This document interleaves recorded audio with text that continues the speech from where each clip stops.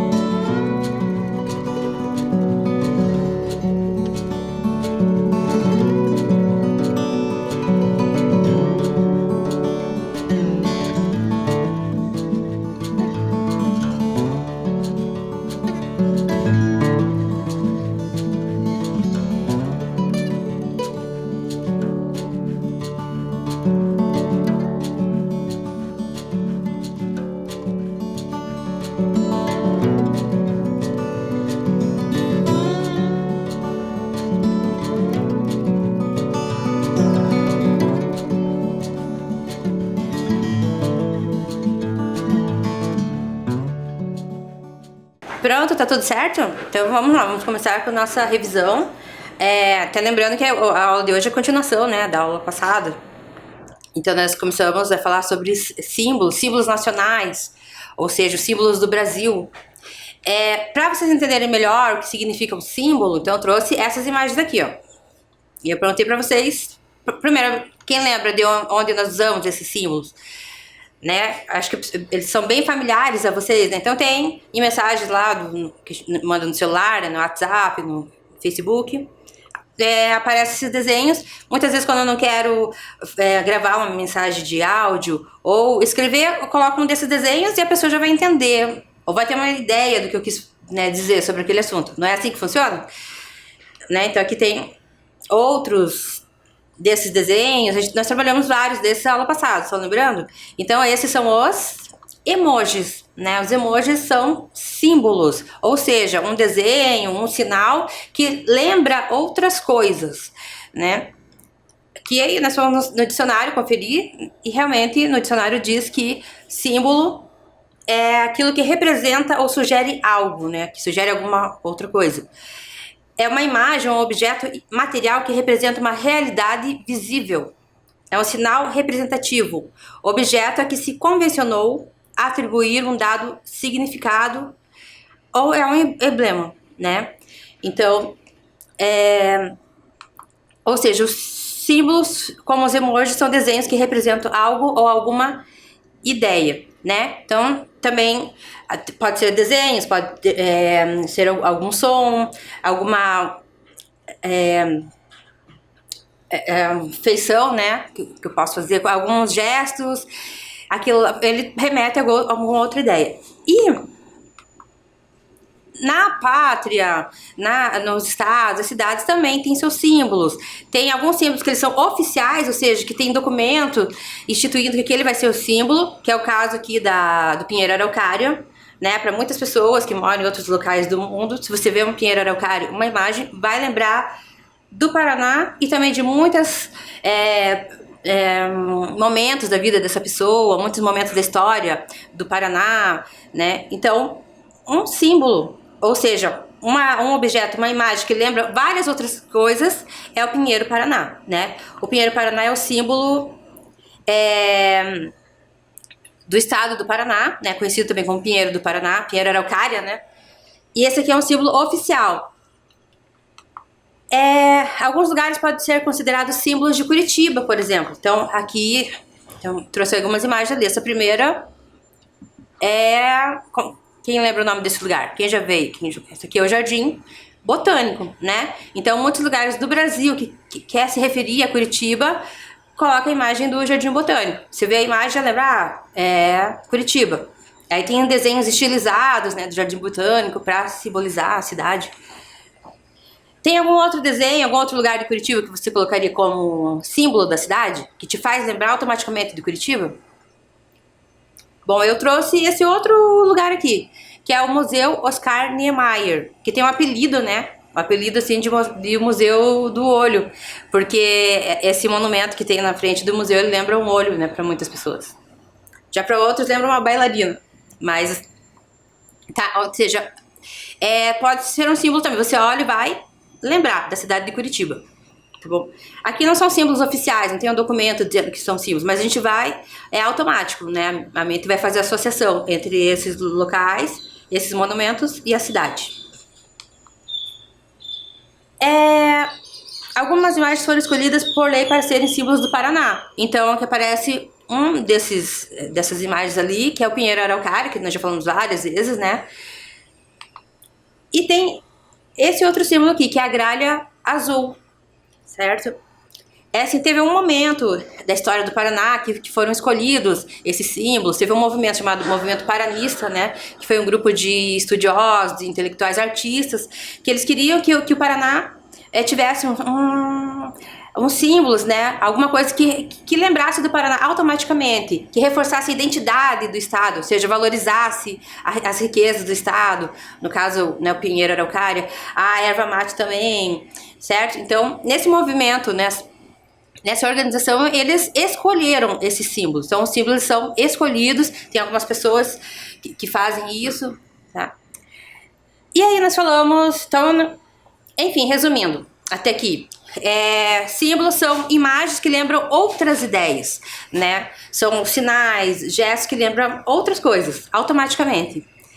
E falamos sobre uma bandeira, né, específica. Mais que bandeira, né, é o livro da Neide Duarte e Mércia Leitão, que vai dar algumas pistas para vocês de que bandeira nós falamos ao passado, para lembrar, né? Então vamos lá. Então, bandeira de porta, bandeira de táxi, bandeira de janela, pique bandeira, bandeira de São João, tamanduá bandeira, bandeirinha de futebol, Manuel Bandeira. De que bandeira afinal estamos falando? Não é bandeira de porta, muito menos de janela, mas se abre para o horizonte, nem pensar em pique bandeira, apesar de trazer muita alegria. Também não é tamanduá bandeira, mas tem uma força animal. Embora não seja a bandeirinha de São João, vem carregada de fé. Não é a bandeira que marca a corrida de táxi. Defendê-la, porém, não tem preço. Não pense que é bandeira de futebol, embora também procure justiça. E, mesmo não sendo o poeta Manuel Bandeira, enche nosso coração de poesia. E aí, está difícil adivinhar de qual bandeira estamos falando? Mais uma chance para você.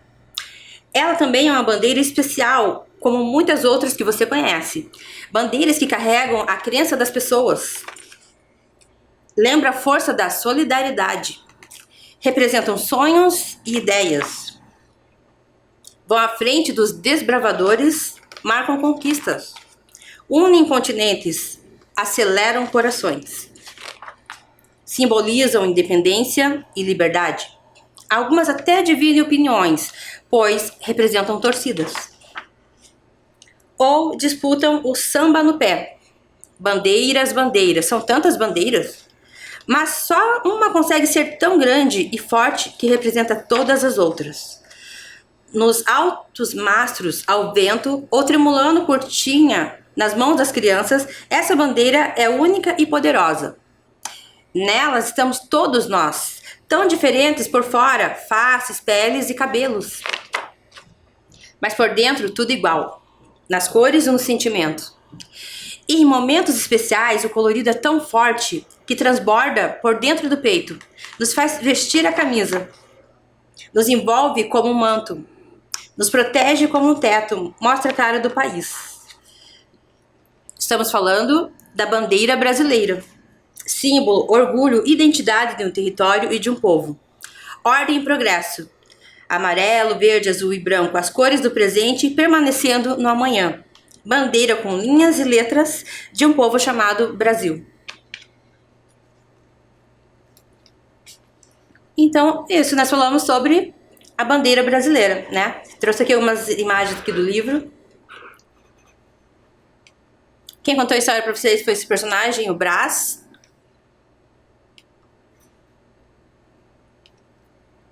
E no livro também lembra que a bandeira lembra todos nós, as pessoas, né, desse território.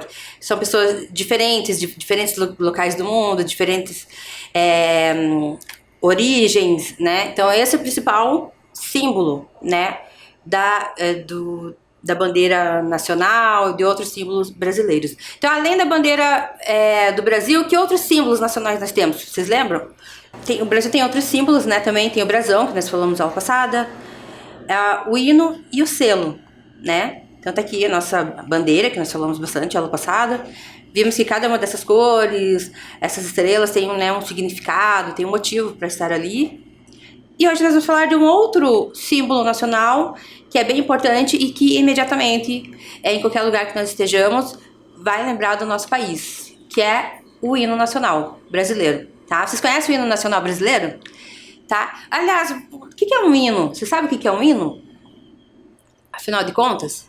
Então, geralmente, hino se refere a uma nacionalidade, né? Não é isso? Então, segundo o Hernani Costa Strobel, hino é uma composição poética e musical composta em honra de fatos históricos. Ou seja, no hino, ele conta vários passagens, né, da história daquela localidade ou, né, daquela instituição, alguma coisa assim. Então, o hino é um símbolo sonoro da pátria. Então, tem vários tipos de símbolos, né? E tem também o símbolo sonoro. O hino é um símbolo sonoro da pátria. Então, vamos ver um pouquinho sobre a história do hino nacional. Então, tem toda uma história de por que escolheram esse hino, quem compôs, por que ele escolheu esses fatos, né? Então, aqui, só para ilustrar, eu trouxe seria a partitura para piano, feita em 1922. A música, né, essa música que nós conhecemos hoje como hino nacional, ela foi composta por Francisco Manuel da Silva em 7 de abril de 1831. Na verdade, essa música, o que é a música? Ela é o som sem a letra, sem ninguém cantando, tá bom? Então, essa música que nós conhecemos como hino nacional, ela já existe há muito tempo, certo? E ela foi tocada em várias ocasiões desde o Império Brasileiro, ou seja, desde a época de Dom Pedro I, na verdade, desde a abdicação de Dom Pedro I, só que em vários momentos da história ela teve outras letras. Então, a música é a mesma, mas o que mudou ao longo da história foram as letras. E essa música ela foi composta para comemorar, né, a abdicação de Dom Pedro I. Então, Dom Pedro I foi o primeiro rei do Brasil, o primeiro imperador do Brasil. E teve um momento que ele desistiu, né, por vários motivos, ele desistiu do trono brasileiro, né? E como muitas pessoas, né, muitos setores da sociedade não queriam mais Dom Pedro I, quando ele desistiu, ou seja, quando ele abdicou do trono, eles fizeram inclusive um hino, né, para comemorar esse momento da história. Mais tarde, esse hino é tocado também na coroação de Dom Pedro II. Então, Dom Pedro I saiu e ficou no lugar dele Dom Pedro II. Então, na coroação de Dom Pedro II, eles tocam também esse mesmo hino. Tá? Mas lembrando que com outra letra. Então, essa mesma música, né, ela aparece, mas eles mudaram a letra. E aí, em 1889, o que acontece? A Proclamação da República. Quem lembra o que é a Proclamação da República? O que celebra essa data? Então, foi o momento que o Brasil, né, teve um golpe com um grupo de pessoas que acabou com a monarquia, né, pediu para que o rei se retirasse aqui do Brasil e nós passamos a ter presidentes. O primeiro presidente do Brasil foi Marechal Deodoro da Fonseca. E assim, quando começou a República tinha que ter vários símbolos, né, nova bandeira, já falei para vocês, novos heróis, só para lembrar esse novo momento da história do Brasil e esquecer o momento que passou, ou seja, esquecer o Império. No entanto, o Marechal Deodoro, ele escolheu o mesmo hino. né? O mesmo hino. Por quê? Porque a população brasileira gostava desse hino, ou seja, da música, né, que ele escolheu. Então ele falou, não, vai continuar esse mesmo hino, essa mesma música. Só que ela era tocada sem letra, não tinha letra nesse período. No começo da República, o hino não tinha letra. Ela só foi ganhar uma letra em 1909 com Osório Duque Estrada. Tá? Então, em 1909, então teve um concurso para escolher uma nova letra para o hino nacional. E a história desse concurso eu vou contar para vocês. Tá? Então, por que continuou? Se teve um concurso para escolher um novo hino nacional e escolher uma nova letra e tal, por que continua mesmo? Observe, continua o mesmo hino lá da época do Império, sendo que a República eles queriam esquecer o Império, né? Como assim? Como aconteceu isso? Então, eu vou contar para vocês. Aqui vou ler para vocês Ouvir o do Ipiranga, do Marcelo Duarte. Tá? Vou ler o capítulo aqui. Prefiro o Velho. Então, estava cansada naquela noite que dormi e não ouvi o resto da história. No dia seguinte, combinei com a Batuta Mágica que ela contaria apenas um trecho por noite. Assim eu não perderia nada. Então ela começou. Quando a República foi proclamada em 1889, o governo provisório resolveu fazer um concurso para escolher um novo hino. Ele queria algo que se enquadrasse no espírito republicano. Sei. Eu estava super ansiosa para saber mais detalhes. Bom, primeiro escolheram um poema de Medeiros e Albuquerque, que tinha sido publicado no jornal Diário do Comércio do Rio de Janeiro em 26 de novembro de 1889. É aquele que começa com o verso Liberdade, liberdade, abre as asas sobre nós. A letra encontrava-se à disposição dos maestros que quisessem musicá-la. No primeiro julgamento do concurso, no dia 4 de janeiro de 1890, 29 músicos apresentaram seus hinos. A comissão julgadora selecionou 4 para a finalíssima. Que emoção, adoro concursos! No dia 15 de janeiro, numa nova sessão em homenagem ao Marechal Deodoro, no Teatro Santana, perguntaram ao novo presidente se ele estava ansioso pela escolha do novo hino. E ele disse, prefiro o velho. Não estou entendendo, mas eles não queriam apagar os símbolos da monarquia?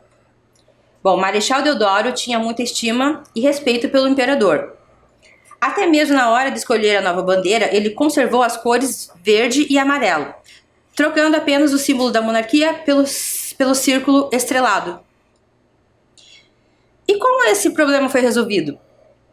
Bom, no dia 20 de janeiro, no Teatro Lírico do Rio de Janeiro, uma bandeira marcial composta de 70 figurantes, fanfarra e coro de 30 vozes, regida pelo maestro Carlos de Mesquita, executou as 4 músicas finalistas. Na ordem, os hinos de Antônio Francisco Braga, Jerônimo de Queiroz, Alberto Nepomuceno e Leopoldo Míguez. Nessa primeira audição, segundo o regulamento, estavam proibidos os aplausos. Após um curto intervalo, a banda executou de novo os 4 hinos. Aí sim, o público pôde se manifestar. Parece coisa de programa de auditório, né? O mais aplaudido foi o do maestro Míguez, também escolhido pela comissão julgadora. O presidente Deodoro e 4 ministros deixaram o camarote oficial e voltaram em seguida. O ministro do Interior, Aristides Lobo, leu o decreto que conservava a música de Francisco Manuel da Silva como hino nacional. Mesmo sem a partitura, a orquestra tocou a música e a plateia delirou. E o que aconteceu com o hino que ganhou?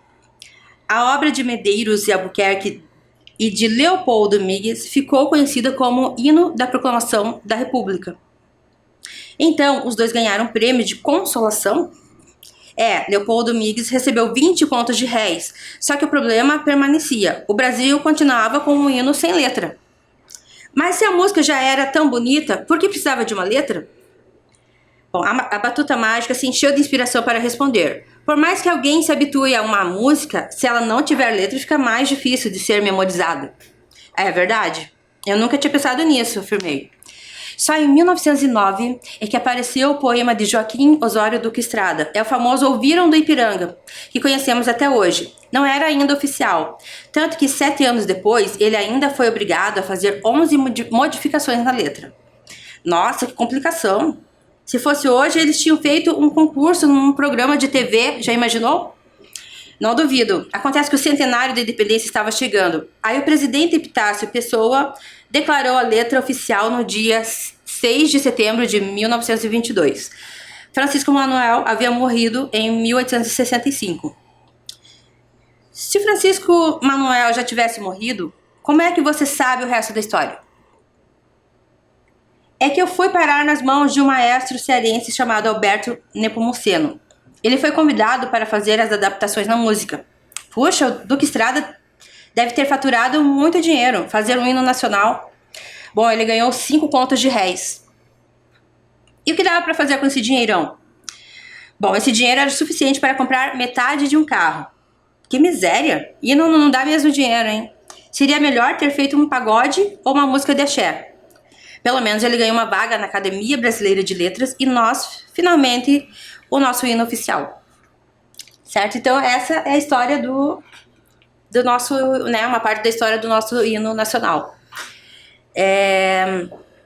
Esse hino que nós ouvimos até hoje, né? Então, aqui para vocês verem o livro que eu li, um trechinho do livro do Marcelo Duarte, né?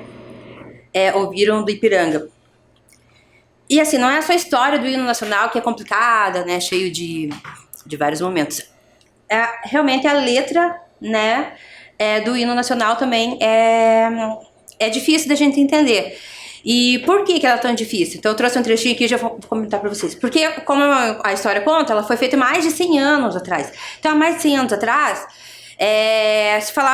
se usava outras palavras, era um outro vocabulário, né? E também um vocabulário mais rebuscado. Por isso que muitas coisas a gente não entende. O que a gente faz? Vamos recorrer ao dicionário. Então eu trouxe aqui um trecho, que é o comecinho do nosso hino nacional, que diz assim: ouviram do Ipiranga as margens plácidas de um povo heróico brado retumbante. Tá? Conhece o hino nacional? Acho que todo mundo conhece, né? E esse é o comecinho do hino, certo? Aqui, tem algumas palavras aqui que você não conhece, você não entende? Dá uma olhada aqui. Quais dessas palavras você não entende? Vou deixar um tempinho ali para você anotar as palavras desconhecidas do hino nacional.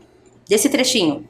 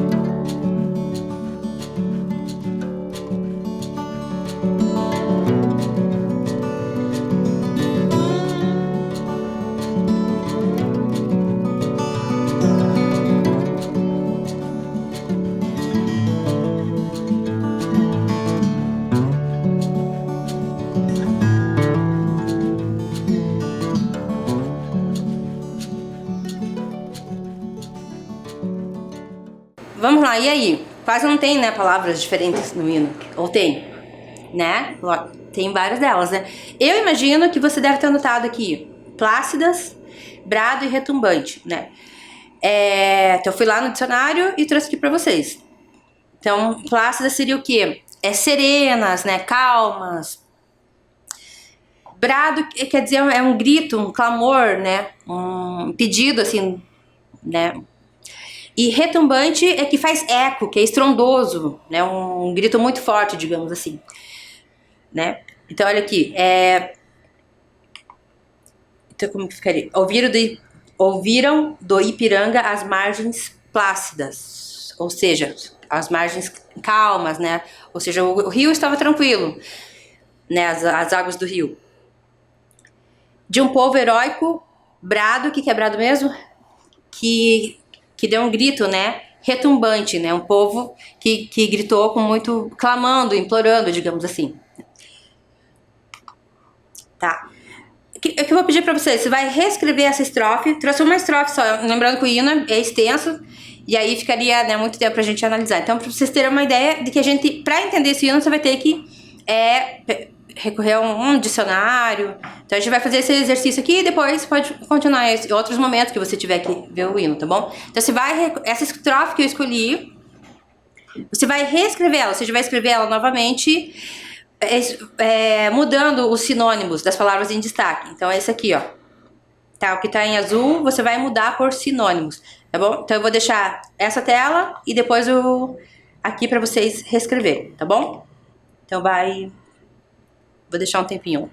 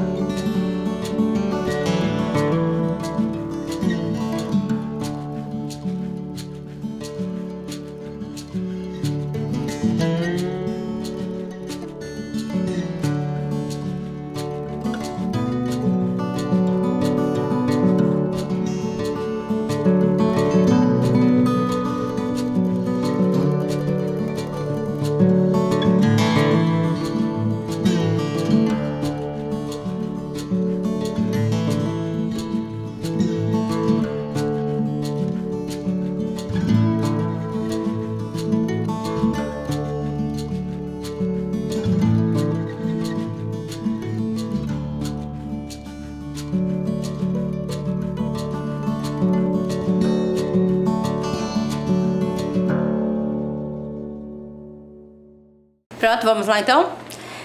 Bom, eu trouxe aqui, bom, um dos livros que eu pesquisei, né, foi esse aqui do Hernani Costa Strobel. Ele foi presidente do Instituto Histórico e Geográfico do Paraná, né, então é uma das pessoas que são especialistas em símbolos, em bandeira nacional, hinos paranaenses aqui, né.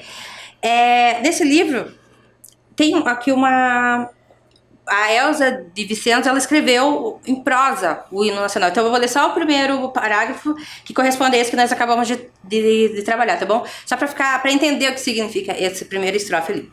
Então ela, digamos, traduziu, né, com as palavras dela dessa forma. As margens quietas do riacho Ipiranga ouviram o grito retumbante de um povo heróico. E nesse instante, a liberdade, como um sol ardente, iluminou o céu da pátria. Tá? Então essa é uma forma que a Elza traduziu, digamos, essa primeira estrofe que a gente trabalhou, tá? Então, aqui, tirei daqui desse livro. Eu quero lembrar que tem um hino nacional, todos dizendo assim, uma forma correta, uma postura correta de você acompanhar, de você cantar o hino. Então seria a posição de sentido que nós dizemos aqui. Então você não pode nem colocar a mão no peito, não pode aplaudir o hino. Então tem uma série de regras previstas em lei de como você acompanha. É basicamente como mostra na foto ali. Bom, para vocês terem uma ideia do que é associar um símbolo, né, como uma bandeira, o hino nacional, com o real significado, concreto, no caso, o povo brasileiro, momentos da história aqui, eu trouxe para vocês o depoimento de uma amiga minha, Esther, que ela mora há mais de 20 anos nos Estados Unidos, né? Mas ela tá sempre aqui, a gente, sempre quando ela volta, a amizade é mesa e tal. Então ela vai contar pra vocês o que ela sente quando ela ouve o hino nacional ou vê uma bandeira do Brasil. tá bom? Então, vamos ouvir a história da Esther. Oi, meu nome é Esther Silva, eu moro em Boston há 23 anos e mesmo estando longe do Brasil há tanto tempo, toda vez que eu ouço o hino é muito emocionante, é uma sensação única, é uma coisa que mexe com a gente. Eu lembro de uma cena logo nós chegamos aqui, nós estávamos em Boston e era época de Copa. E havia muitos brasileiros que frequentavam um bar e eles resolveram colocar um telão para que os brasileiros assistissem o jogo do bar. E o bar lotou, estava completamente lotado de brasileiro, e na hora que foi começar o jogo, que tocou o hino do Brasil, todos os brasileiros levantaram e foi uma sensação incrível. Foi até hoje, só de lembrar, me arrepia. Então é muito forte. Mesmo 23 anos morando fora do Brasil, quando eu ouço o hino, não interessa onde eu esteja, não interessa que circunstância, dá um nó na garganta. Com esse depoimento dá para entender o que é um símbolo, né? O que você ligar uma imagem, um símbolo com a emoção, né? Com outras ideias. Então acho que a Esther passou bem isso para nós, certo?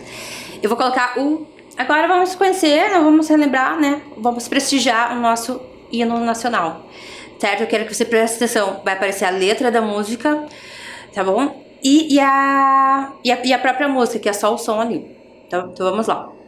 Vamos ouvir o nosso hino.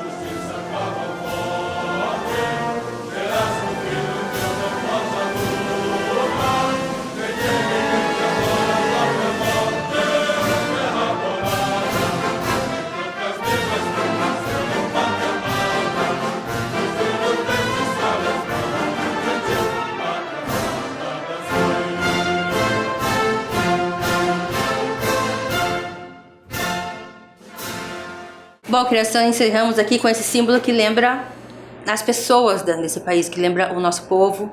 E é por isso que quem mora fora, por exemplo, ou aqui mesmo no Brasil, se emociona, porque você lembra das histórias que nós vivemos e dessas pessoas, tá?